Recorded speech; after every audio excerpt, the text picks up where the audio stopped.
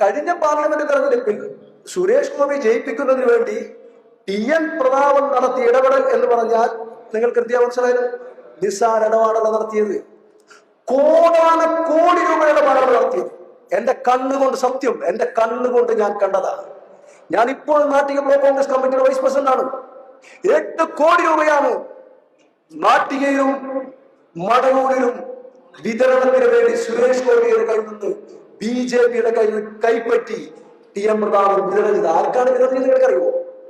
കോൺഗ്രസിൽ TN പ്രതാപനൊപ്പം നിൽക്കുന്ന മണ്ഡലം പ്രസിഡന്റുമാർ, TN പ്രതാപനൊപ്പം നിൽക്കുന്ന DCC ഭാരവാഹികൾ, TN പ്രതാപനൊപ്പം നിൽക്കുന്ന ബ്ലോക്ക് കോൺഗ്രസ് കമ്മിറ്റിയുടെ ഭാരവാഹികൾ, KPCC മെമ്പർ ഉൾപ്പെടെയുള്ള ആളുകൾക്ക് കൃത്യമായി പണം കൊടുത്ത് അത് എല്ലാ മണ്ഡലങ്ങളിലും ബൂത്ത് തലം വരെ ചെയ്ത് എന്തിനറിയാം? വോട്ട് മറിച്ചതിന് വേണ്ടി വലിയ 8 കോടി രൂപ ഇത് കൊണ്ടുവന്നത് TN പ്രതാപന്റെ മകന്റെ വാഹനത്തിലാണ് കൊണ്ടുവന്നത്. നിങ്ങൾ ആശിക്കുന്ന വാഹനത്തിൽ നിങ്ങൾ അറിയാണ്ടിരിക്കണ്ട, കൊടുത്തത് പ്രതാപൻ പേടിയാ.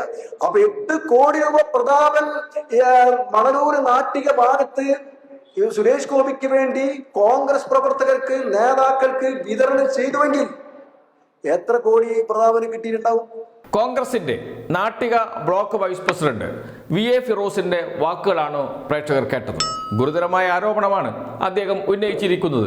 ചെറിയ ആരോപണമല്ല, ഉന്നയിച്ചിരിക്കുന്ന നേതാവ് ചെറിയ നേതാവുമല്ല. TN പ്രതാപൻ കേരളത്തിലെ കോൺഗ്രസിലെ മുതിർന്ന നേതാവാണ്. നിയമസഭയിലേക്ക് മത്സരിക്കുന്നു. നേരത്തെ തൃശ്ശൂരിൽ നിന്നുള്ള MP ആയിരുന്നു. കഴിഞ്ഞ തവണ അദ്ദേഹം മത്സരിച്ചിരുന്നില്ല.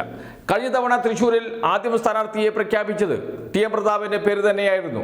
അവസാന നിമിഷമാണ് K മുരളീധരൻ തൃശ്ശൂരിലേക്ക് വരികയും TN പ്രതാപൻ മത്സരത്തിൽ നിന്ന് മാറി നിൽക്കുകയും ചെയ്തത്.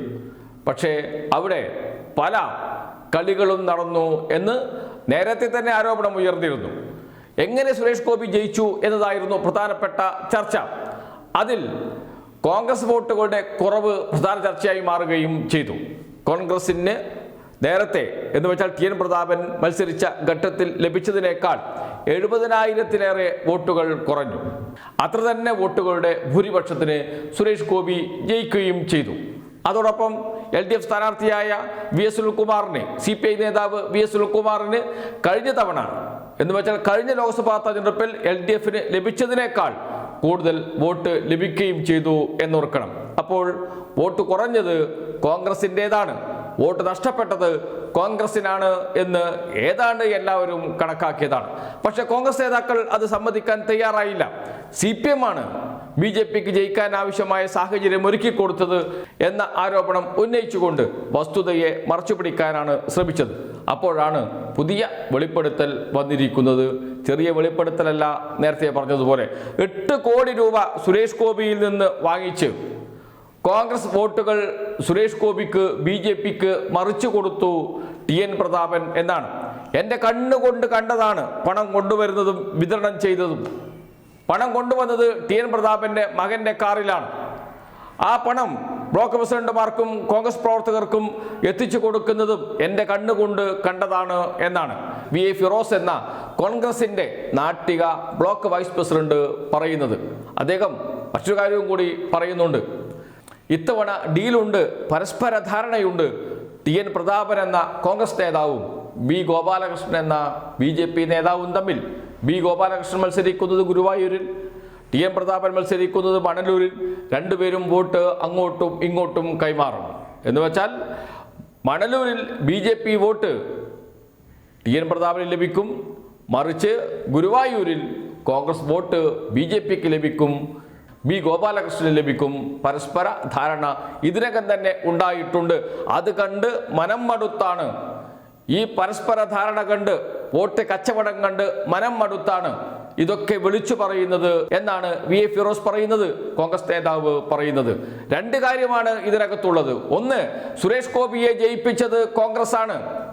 TN പ്രതാപൻ 8 കോടി രൂപ പണം വാങ്ങി വോട്ട് മറിച്ചു വിറ്റു എന്ന് പറയുന്നത് കോൺഗ്രസ് നേതാവ്.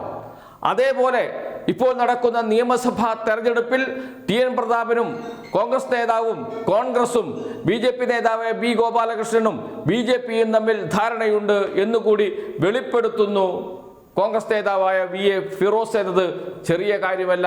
കേരളത്തിൽ BJPയും കോൺഗ്രസും തമ്മിൽ പല മണ്ഡലങ്ങളിലും ധാരണയുണ്ട് എന്ന് നേരത്തെ തന്നെ വസ്തുതകൾ വെച്ച് വാർത്തകൾ പുറത്തു വന്നിരുന്നു. എന്നാൽ അതൊക്കെ നിഷേധിച്ച് ഡീൽ CPMഉം BJPയും തമ്മിലാണ് എന്ന് വരുത്തി തീർക്കാനും അതിലൂടെ ന്യൂനപക്ഷ വോട്ടുകൾ സ്വന്തമാക്കാനുമാണ് കേരളത്തിലെ കോൺഗ്രസ് നേതാക്കൾ ശ്രമിച്ചുകൊണ്ടിരുന്നത്.